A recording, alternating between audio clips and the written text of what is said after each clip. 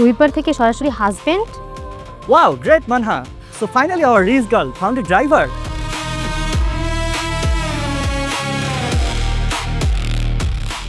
সাহেব, আমি হাজি করিম group of company CEO.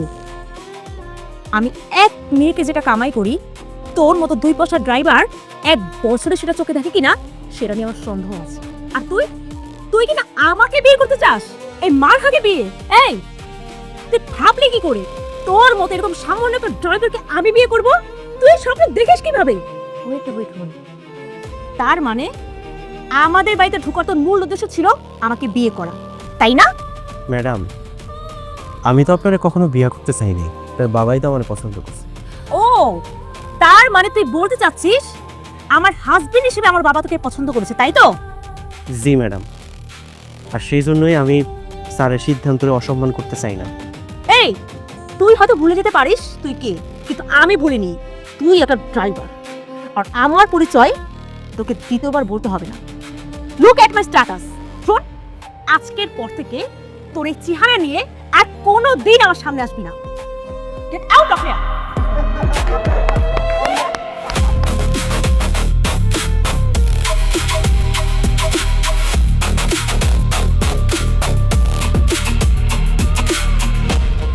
Guys, কি হলো? Enjoy the party.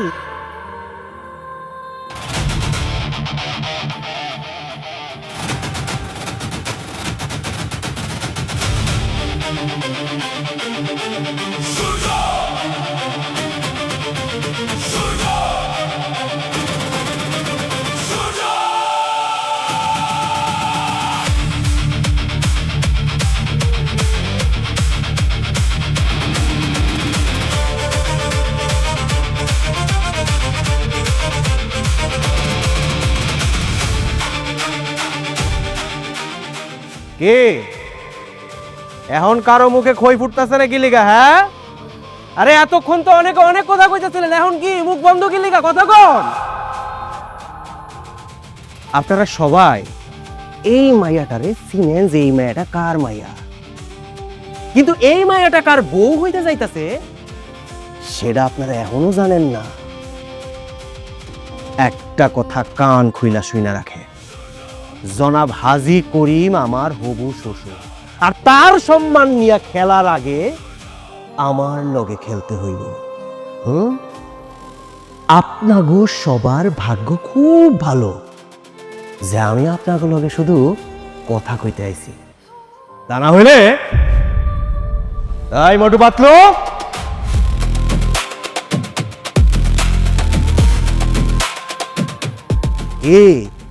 এতক্ষণ তো খুব কথা কইতাছিলেন। I am a poor guy, a bullshit, ফকিন্নির পোলা। কথা কন না কে লেগা?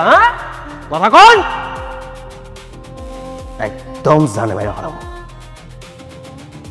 আমি তোমাকে প্রশ্ন করেছি, যেখানে আমি নিজে সাহেবের সাথে তোমার বিয়ে ঠিক করেছি, সেখানে পার্টিতে নিয়ে সাহেবকে কেন অপমান করেছো? বাবা, তুমি যাকে শুধু একজন সাধারণ ড্রাইভার ভাবছো, তুমি তো আজকে দেখে নিজের চোখে দেখছো, তারপরে তোমার মনে হয় ও আর 10 জন সাধারণ ছেলের মতো? আমার প্রশ্নের উত্তর দাও। সাহেব সাধারণ যে অসাধারণ সেটা আমি বুঝবো।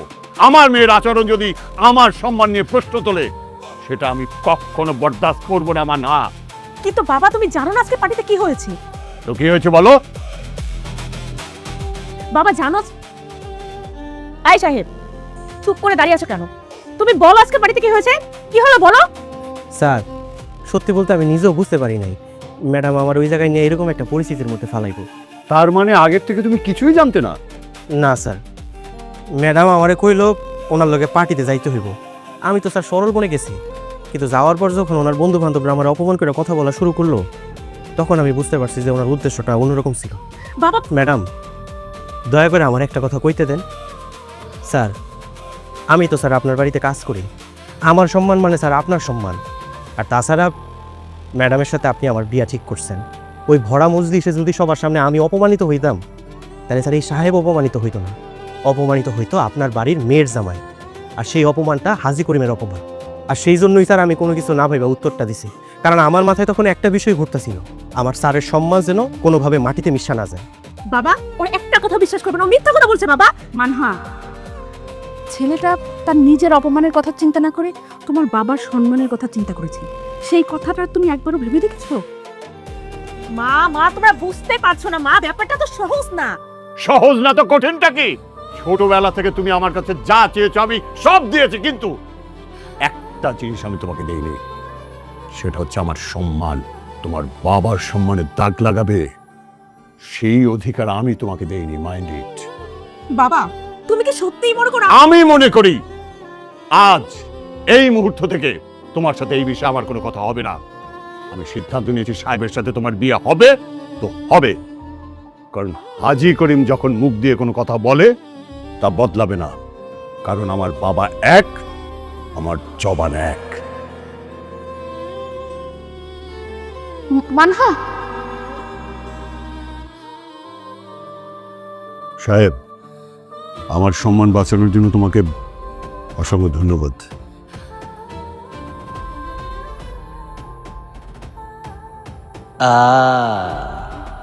খেলা তো মাত্র শুরু।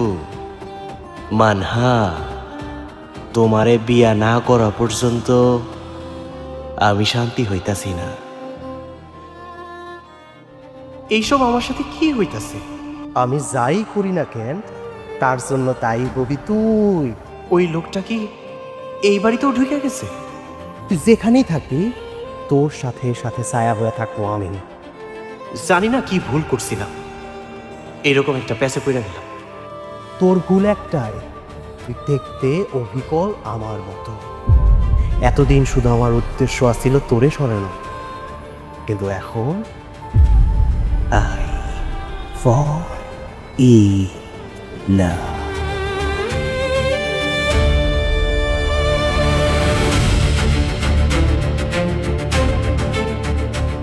কি রে মানহা, তুই কি কিছু নিয়ে স্ট্রেসড?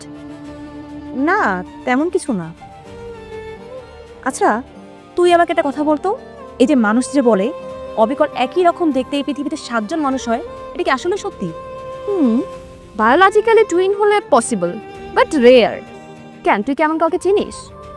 আসলে এই কথাটা শুনতে কেমন লাগবে আমি জানি না, কিন্তু আমাদের ড্রাইভার সাহেবকে আমার একদমই নর্মাল মনে হয় না। ওকে নিয়ে আমি খুবই কনফিউশনের মধ্যে আছি। তোর ড্রাইভার সাহেবকে আমারও সাসপিশিয়াস মনে হয়। এই জন্য তুই সাহেবকে দেখে অবাক হয়েছিলি আর বলেছিলি ওকে তুই কথা দেখেছিস। আমি ভাবছিলাম তোকে বলবো, বাট আমি টাইম নিচ্ছিলাম। আমি ওকে নিলামে দেখছি, একই রকম দেখতে, একই রকম ড্রেস আপ, মানে আলাদা কোনো মানুষ হওয়ার কোনো প্রশ্নই আসে না।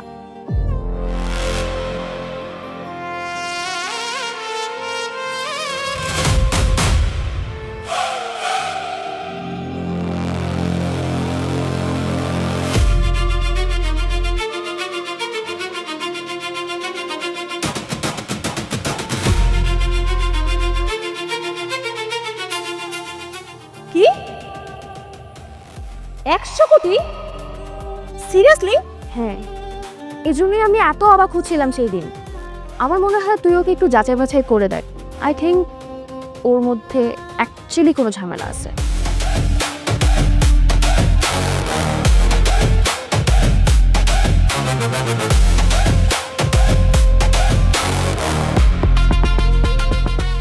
সাহেব, ক্ষমার দৃষ্টিতে দেখবেন, ম্যাডাম ডাকছে তো, কিছু করার নেই, এই জন্য এইভাবে নিয়ে যেতে হইতেছে।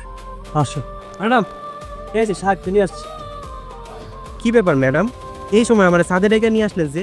আমি কি কিছু করছি? এই তুমি কি সাহেব নাকি অন্য কেউ? তুমি তোমার পরিচয় গোপন করে রেখেছো কেন? আমার কাছ থেকে তুমি সত্যকে লুকিয়ে রাখতে পারবে না। ম্যাডাম, আপনি আমার আবারও একই প্রশ্ন করতেছেন। আমি তো কইলাম যে আমি গ্রামের খুব সাধারণ একটা পোলা, কাজের খোঁজে খালি পকেটে ঢাকায় এসেছি। বড় স্যারে আমার আপনার বাড়িতে ড্রাইভার হিসেবে চাকরি দিচ্ছে, আমি শুধু এইটুকুই জানি ম্যাডাম। ও আচ্ছা, তুমি সাধারণ ছেলে? মানে একটা সাধারণ ছেলে 100 কোটি টাকা দিয়ে নিলামে জমি কিনতে পারে?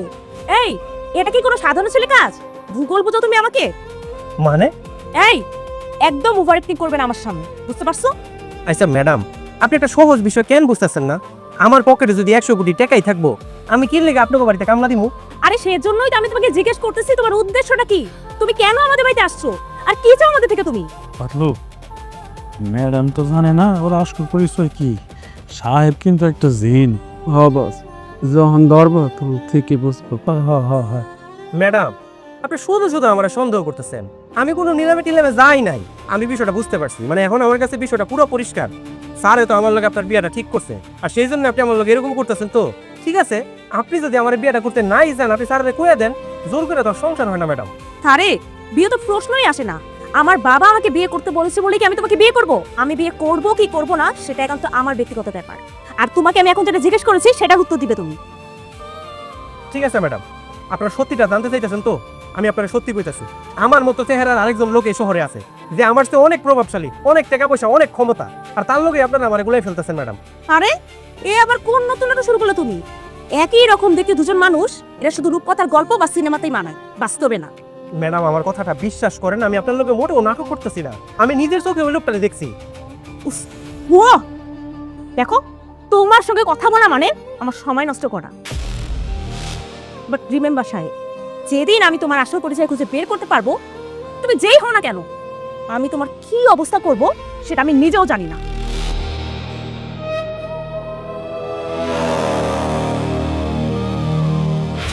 I Motu, G madam. ব্যাগটা নিয়ে আসো।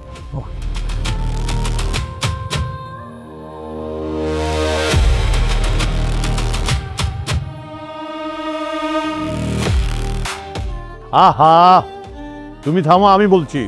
হাজী করিমের মেয়ের বিয়ে, এটা হবে বাংলাদেশের বেস্ট ইভেন্ট। রাখো এখন, পরে কথা বলবো। হ্যাঁ মা, কই ছিলি মা? সত্য খুঁজে বেড়াচ্ছি বাবা। যে মিথ্যার মায়াজালে তোমরা নিজেদেরকে আটকে রেখেছো, সেখান থেকেই তোমাদেরকে বের করতে চাচ্ছি। সত্য খুঁজে বেড়াচ্ছিস মানে? তুই কি পাগল হয়ে গেলি নাকি?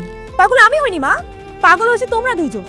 চেনা নেই জানা নেই বহুরূপী, যে কিনা ড্রাইভার না গ্যাংস্টার আমরা কিছুই জানি না, এমন একটা লোকের সঙ্গে আমাকে বিয়ে দিয়ে আমার জীবনটা শেষ করে দিতে চাচ্ছ তোমরা। তোর বিয়ের ব্যাপারে আমাকে কিছু না বললেই ভালো। তোর বাবাকে জিজ্ঞেস করে দেখ, তোর বাবা কেন এরকম একটা অদ্ভুত সিদ্ধান্ত নিল সেটা সেই জানে। এমনিতে সাহেব খুব ভালো ছেলে, কিন্তু তুই যে বললি বহুরূপী, বহুরূপীটা কে? সাহেব তো এরকম ছেলে না। তোমরা বরাবরই মানুষ চিনতে ভুল করো মা। এবারও দেখা যাবে তোমরা সাহেবের মিষ্টি কথায় গলে গিয়ে নিজেদের মেয়ের জীবনকে বিসর্জন দিয়ে দিচ্ছ। আমি বিয়ে করতে পারবো না মা, একটা ফ্রড মানুষের সাথে সারা জীবন তো দূরে থাক, আমি এক সেকেন্ডও থাকতে পারবো না। বিয়ে তো মা সাহেবকে তোকে করতে হবে। তোর বাবা যে একরোখা লোক, সে যখন সিদ্ধান্ত নিয়েছে তখন সে তার সিদ্ধান্তেই অনড় থাকবে।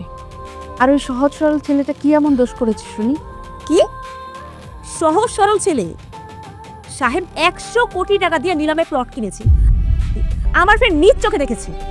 আরে তোর বান্ধবী তো ভুলও দেখতে পারে, তাই না? আর শোন মা, সাহেব ভালো ছেলে, তুই যদি ওকে বিয়ে করিস তুই সুখেই থাকবি। এসব কিছু জেনেও তোমরা আমাকে এই কথা বলছো? তবে একটা কথা তোমাদেরকে আমি স্পষ্ট করে জানিয়ে দিতে চাই, তোমরা যদি আমার ইচ্ছার বিরুদ্ধে ওই ফ্রড লোকের সঙ্গে আমাকে বিয়ে দিতে চাও, তাহলে তোমরা আমার মরা মুখ দেখবে।